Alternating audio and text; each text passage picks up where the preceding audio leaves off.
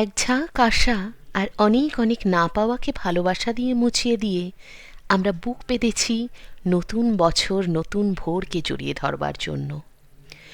এক পা এক পা করে যেরম আমরা এগোচ্ছি, ঠিক এভাবেই এক পা এক পা করে দূরে সরে যাচ্ছি আমাদের পুরনো মিষ্টি মধুর নিষ্পাপ স্মৃতি থেকে। ধরা থাক সেসব মনের বন্ধ কোণে কোণে, টুক করে সময় মতো উঁকি মেরে নেওয়া যাবে খন।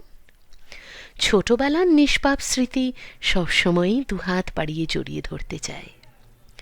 আজ সেই স্মৃতিকে উদযাপন করব এই বছর শেষে। শুরু করছি একটা বহু মূল্যবান সিরিজ দিয়ে, রবীন্দ্রনাথ ঠাকুরের ছেলেবেলা। আমি জন্ম নিয়েছিলুম সেকেলে কলকাতায়। শহরে স্যাকরা গাড়ি ছুটছে তখন ছড়ছড় করে ধুলো উড়িয়ে। দড়ির চাবুক পড়ছে হাড় বের করা ঘোড়ার পিঠে। না ছিল ট্রাম, না ছিল বাস, না ছিল মোটর গাড়ি। তখন কাজের এত বেশি হাঁসফাঁসানি ছিল না, রয়ে বসে দিন চলত। বাবুরা আপিস যেতেন কৌশে তামাক টেনে নিয়ে পান চিবোতে চিবোতে। কেউ বা পালকি চড়ে, কেউ বা ভাগের গাড়িতে। যারা ছেলে টাকাওয়ালা তাদের গাড়ি ছিল তকমা আটা।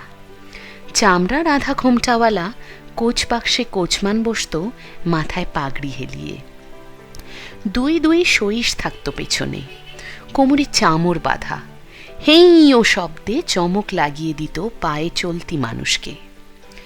মেয়েদের বাইরে যাওয়া আসা ছিল দরজা বন্ধ পালকির হাঁপ ধরানো অন্ধকারে। গাড়ি চড়তে ছিল ভারী লজ্জা। রোদ বৃষ্টিতে মাথায় ছাতা উঠত না। কোনো মেয়ে গায়ে সেমিজ পায়ে জুতো দেখলে সেটাকে বলতো মেম সাহেবি, তার মানে লজ্জা শরমের মাথা খাওয়া। কোনো মেয়ে যদি হঠাৎ পড়তো পরপুরুষের সামনে, ফস করে তার ঘোমটা নামতো নাকের ডগা পেরিয়ে। জিভ কেটে চট করে দাঁড়াতো সে পিঠ ফিরিয়ে। ঘরে যেমন তাদের দরজা বন্ধ, তেমনি বাইরে বেরোনোর পালকিতেও। বড় মানুষের ঝি বৌদের পালকির ওপরে আরও একটা ঢাকা চাপা থাকতো মোটা ঘেরা টোপের। দেখতে হতো যেন চলতি গোরস্থান। পাশে পাশে চলত পেতলে বাঁধানো লাঠি হাতে দারোয়ানজি। ওদের কাজ ছিল দেউড়িতে বসে বাড়ি আগলানো, দাড়ি চোমড়ানো, ব্যাংকে টাকা আর কুটুম বাড়িতে মেয়েদের পৌঁছে দেওয়া। আর পার্বণের দিনে গিন্নিকে বন্ধ পালকি শুদ্ধ গঙ্গায় ডুবিয়ে আনা। দরজায় ফেরিওয়ালা আসতো বাক্স সাজিয়ে। তাতে শিউনন্দনেরও কিছু মুনাফা থাকত। আর ছিল ভাড়াটে গাড়ির গারোয়ান। বক্সা নিয়ে বনিয়ে থাকতো যে নারাজ হতো, সে দেউরের সামনে বাঁধিয়ে দিত বিষম ঝগড়া। আমাদের পালোয়ান জমাদার শোভারাম থেকে থেকে বাঁও কষত, মোগর ভাজত মস্ত ওজনের, বসে বসে সিদ্ধি ঘুটত। কখনো বা কাঁচা শাক শুদ্ধ মূলো খেত আরামে, আর আমরা তার কানের কাছে চিৎকার করে উঠতুম, রাধাকৃষ্ণ। সে যতই হাহা করে দুহাত তুলত, আমাদের জেদ ততই বেড়ে উঠত। ইষ্টদেবতার নাম শোনাবার জন্যই ওই ছিল তার ফন্দি।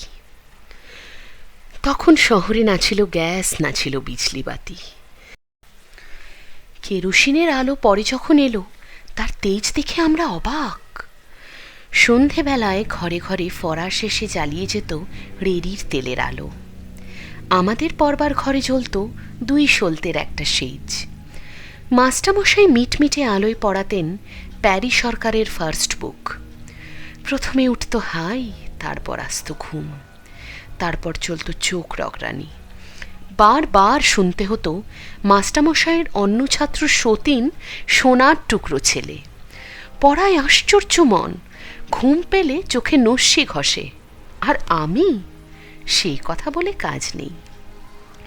সব ছেলের মধ্যে একলা মূর্খ হয়ে থাকবার মতো বিশ্রী ভাবনাতেও আমাকে চেতিয়ে রাখতে পারত না।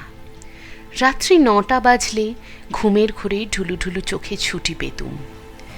বাহির মহল থেকে বাড়ির ভেতরে যাওয়ার সরু পথ ছিল খড়খড়ির আবরু দেওয়া। ওপর থেকে ঝুলত মিটমিটে আলোর লণ্ঠন। চলতুম আর মন বলতো, কি জানি কিসে পিছু ধরেছে। পিঠ উঠত শিউরে। তখন ভূত প্রেত ছিল গল্পে গুজবে, ছিল মানুষের মনের আনাচে কানাচে। কোনো দাসী কখনো হঠাৎ শুনতে পেত শাকচুন্নির নাকি সুর, দড়াম করে পড়তো আছাড় খেয়ে। ওই মেয়ে ভূতটা সবচেয়ে ছিল বদমেজাজি, তার লোভ ছিল মাছের পরে। বাড়ির পশ্চিম কোণে ঘন পাতাওয়ালা বাদাম গাছ, তারই ডালে এক পা আর অন্য পাটা তেতলার কার্নিশের পরে তুলে দাঁড়িয়ে একটা মূর্তি থাকত। তাকে দেখেছে বলবার লোক তখন বিস্তর ছিল, মেনে নেবার লোকও কম ছিল না।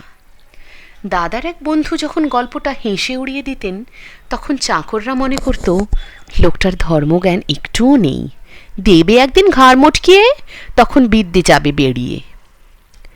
সে সময়টাতে হাওয়ায় হাওয়ায় আতঙ্ক এমনই জাল ফেলেছিল যে টেবিলের নিচে পা রাখলে পা সুরসুর করে উঠত। তখন জলের কল বসেনি, বেহারা বাঘে করে কলসি ভরে মাঘ ফাগুনের গঙ্গার জল তুলে আনত।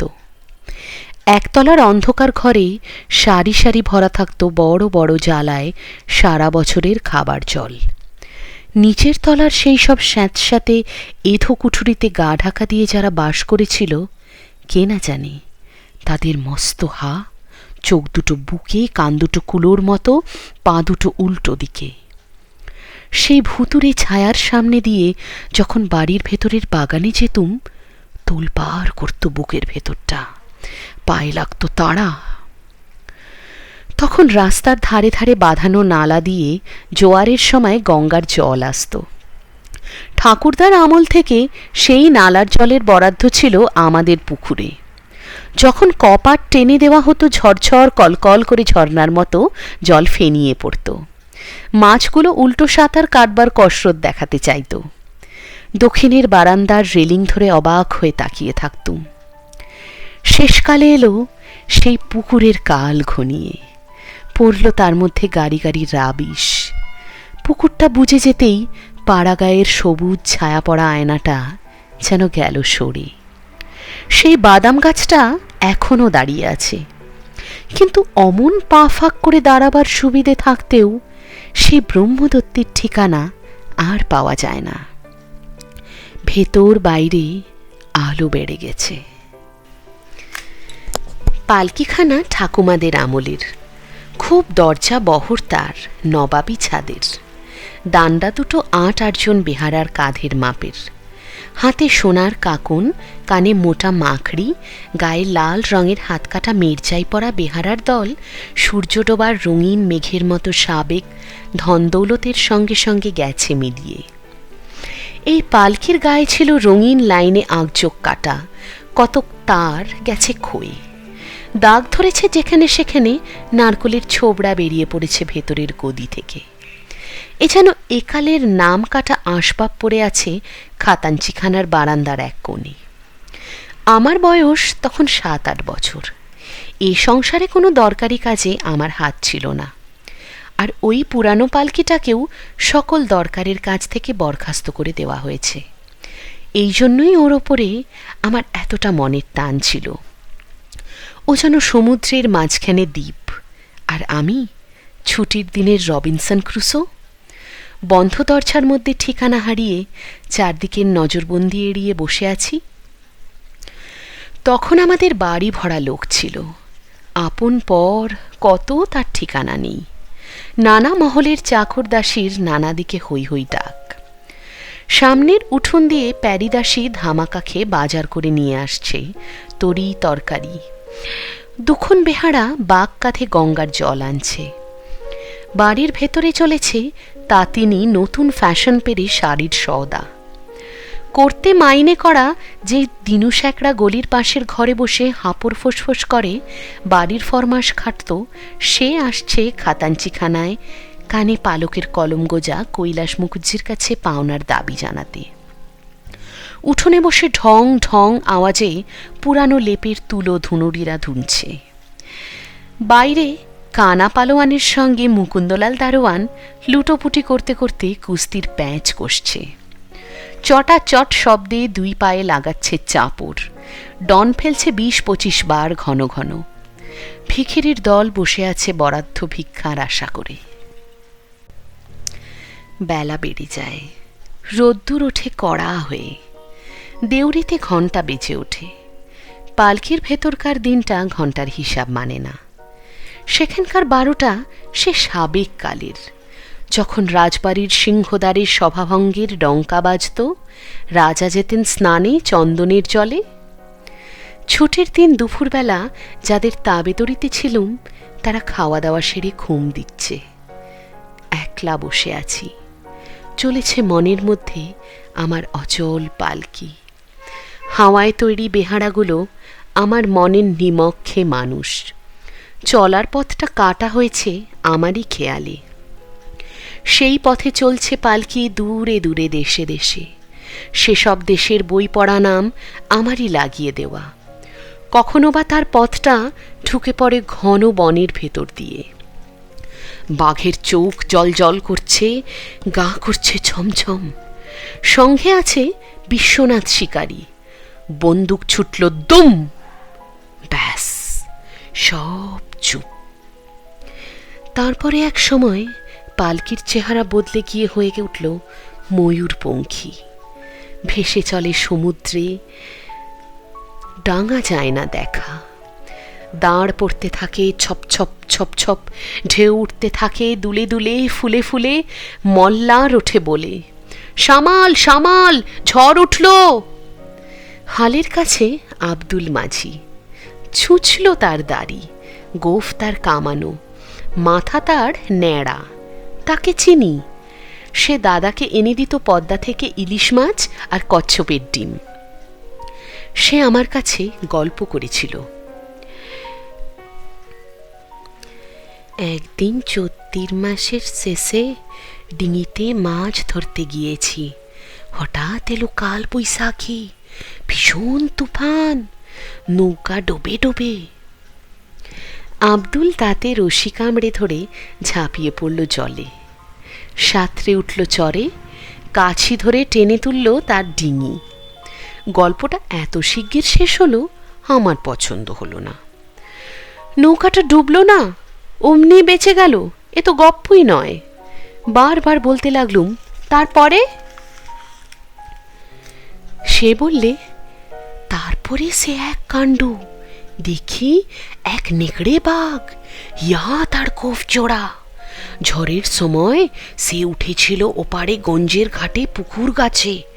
দমকা হাওয়া যেমনই লাগলো, গাছ পড়ল ভেঙে পদ্মায়। বাঘ ভায়া ভেসে যায় জলের তোরে, খাবি খেতে খেতে উঠল এসে চড়ে।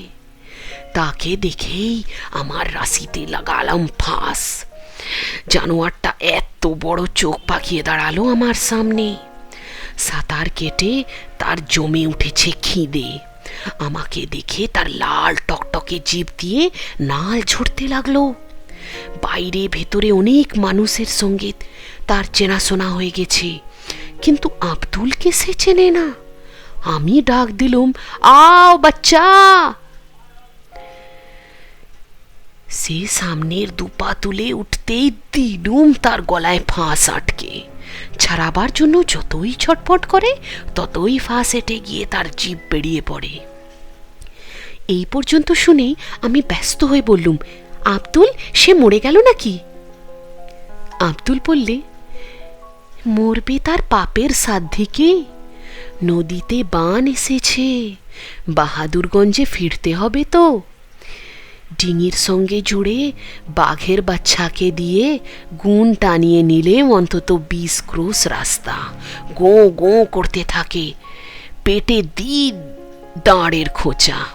10-15 ঘন্টার রাস্তা 1.5 ঘন্টায় পৌঁছে দিল। তারপরের কার কথা আর জিজ্ঞেস করো না বাবা, জবাব মিলবে না।